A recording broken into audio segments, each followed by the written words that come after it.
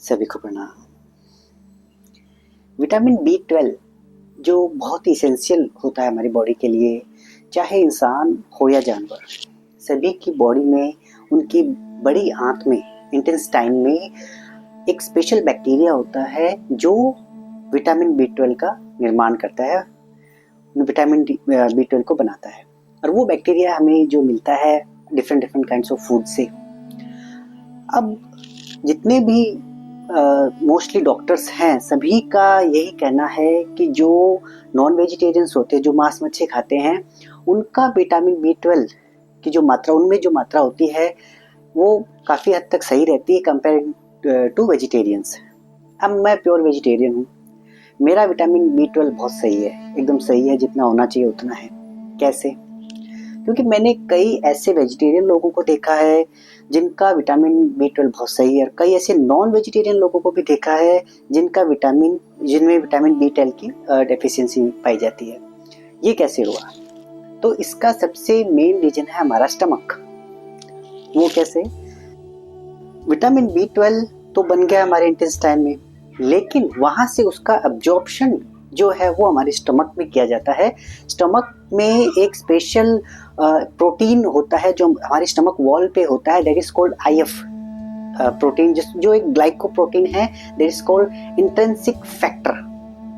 वहां से उस प्रोटीन के द्वारा जो विटामिन बी 12 एब्जॉर्प्शन होता है वहाँ हमारी आंतों से, and then it stored to the liver में स्टोर कर दिया जाता है थ्रू TI।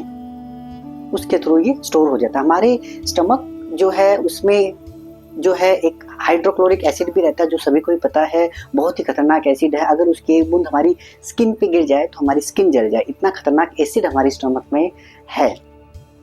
तो वहां से जो इंट्रिंसिक फैक्टर है वो उसको एब्जॉर्ब करके विटामिन बी 12 को उसको स्टोर करता है। देन स्टोर होने की लीवर में स्टोर होने के बाद में जब उसकी आवश्यकता पड़ती है वो वहां से रिलीज हो जाता है। तो मेन आपको अब पता चल गया है कि मेन वर्क जो है हमारी आंतों का और उस बैक्टीरिया का तो है ही है, साथ में मेन वर्क है स्टमक का भी, उस इंट्रिंसिक फैक्टर प्रोटीन का भी। अगर किसी का पेट खराब है, कॉन्स्टिपेशन है, गैस्ट्रिक प्रॉब्लम है, ब्लॉटिंग है, या फिर कोई और इश्यू है स्टमक से रिलेटेड, तब क्या होगा? इंट्रिंसिक जो फैक्टर प्रोटीन है सही तरीके से बनेगा नहीं। वो नहीं बनेगा तो अब्जॉर्प्शन नहीं होगा, अब्जॉर्प्शन नहीं होगा तो फिर वो स्टोर नहीं होगा, और स्टोर नहीं होगा तो बी 12 की डेफिशिएंसी हो जाएगी। तो ओवरऑल जो ये चक्र है वो स्टमक पे आके रुक जाता है। तो जिनका भी स्टमक सही नहीं है तो ये प्रॉब्लम आनी स्टार्ट हो जाती है। स्टमक का सही रहना बहुत जरूरी है, इससे कोर सिस्टम, इसलिए डाइजेस्टिव सिस्टम को हमारे पूरे शरीर का, गट सिस्टम को पूरे शरीर का एक कोर सिस्टम कहा जाता है। इसी से ही पूरे शरीर को एनर्जी मिल रही है, एक एक सेल इससे एनर्जी पा रही है। तो इसका सही होना बहुत जरूरी है। इसलिए आज मैं आपको एक ऐसा अभ्यास बताऊंगा जो आपके गट सिस्टम को बहुत ही स्ट्रॉन्ग बनाएगा, हेल्थी बनाएगा। That practice is called Agnisar क्रिया। ओके, अग्निसार क्रिया, जिससे हमारी अंदर की जो गट सिस्टम की जठरा अग्नि है वो और ज्यादा प्रज्वलित होती है, और आप कुछ भी खाएंगे पिएंगे तो उससे जो है वो आपको पच जाएगा। तो गट सिस्टम की हेल्थ के लिए सबसे इम्पोर्टेंट फूड तो है ही है, लेकिन साथ में प्रैक्टिस भी बहुत जरूरी है, जो आज हम करने वाले हैं। जब भी आप अभ्यास करें, मॉर्निंग या इवनिंग जब भी करें, ये अभ्यास बिल्कुल नहीं भूलना है। हार्डली कम से कम 1 या 2 मिनट, दैट्स इट, इससे ज्यादा नहीं लगेंगे। 1 या 2 मिनट में ये 4-5 इसके राउंड हो जाएंगे, ये कभी नहीं भूलना है। बस इसको आप जरूर ध्यान रखें, इसको अपनी डेली रूटीन का जो प्रैक्टिस है उसमें 101% इसको शामिल करना है, ताकि आपका गट सिस्टम स्ट्रॉन्ग हो। चलिए, तो कैसे करते हैं इस अभ्यास को? ये दोनों पाम्स को रख लेंगे यहाँ पे on the knees, elbow straight, shoulder up, इस प्रकार शोल्डर्स अप, ताकि आपका कमर एकदम सीधा रहे, गर्दन एकदम सीधी रहे। नाउ इनहेल के साथ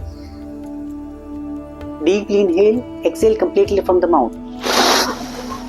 कंप्लीट एक्सेल कर रहे हैं, स्टमक पूरा अंदर जा रहा है। जब आप स्टमक आउट कर रहे हैं, एक्सेलेशन कर रहे हैं, तो स्टमक पूरा अंदर जाएगा, and then hold the breath and palpitate the stomach in and out, in and out. Okay, इस प्रकार।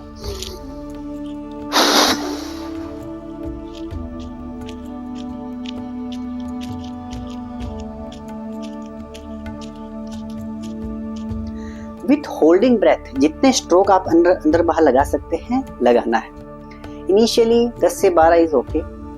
धीरे धीरे आप स्ट्रोक की संख्या को 15, 20, 25, 30 जितना आप होल्ड कर सकते हैं ब्रेथ को उतना लगा सकते हैं। स्टार्ट कीजिए कम से कम 3 से 4 राउंड तक, देन इसको 5 राउंड या 6 राउंड तक भी बढ़ा सकते हैं, कोई दिक्कत नहीं है। एक बार फिर से करेंगे ताकि आपको फिर से समझ में आ जाए। ठीक है, कमर को एकदम सीधा रखना है। Yes, inhale from knows, exhale from mouth. जैसे फूंक मारे हैं जोर से, complete exhale, hold the breath and palpitate the stomach.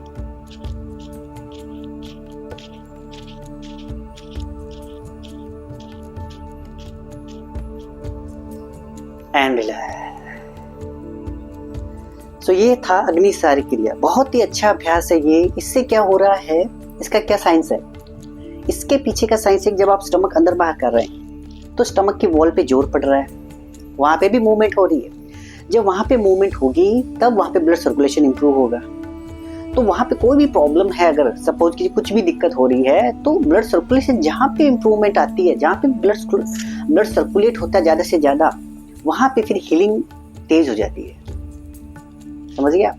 तो हीलिंग जहाँ पे तेज हो गई तो ऑब्वियसली समझ लीजिए कि आपकी हेल्थ और अच्छी हो रही है। तो स्टमक को हेल्थी रखने का ये बहुत ही अच्छा प्रैक्टिस है। तो जरूर जरूर जरूर करना है इसको, अभ्यास को बिल्कुल मिस नहीं करना है। कैसे करना है मैंने आपको अच्छे से समझा दिया है। इसके बहुत सारे जैसे लाभ हैं वो आपको पता ही चल गया। गट सिस्टम से रिलेटेड है, और हमारी कॉन्स्टिपेशन से रिलेटेड अगर कोई दिक्कत है, आपको गैस्ट्रिक से रिलेटेड दिक्कत है, और गट सिस्टम रिलेटेड कोई भी प्रॉब्लम है ऊपर नीचे की, सब इससे हल हो जाएगी। धैर्य रखना है, टाइम टू टाइम करना है, रेगुलरिटी सबसे इम्पोर्टेंट है। ठीक है, ये करते रहिए और आपको कुछ ही टाइम में देखेंगे कि आपके जो स्टमक से रिलेटेड कोई प्रॉब्लम है वो हल हो चुकी है। और आपको विटामिन B12 की अगर कोई डेफिशिएंसी भी है तो वो भी धीरे धीरे इससे हल हो जाएगी। करते रहिए एंड स्वस्थ रहिए। Thank you.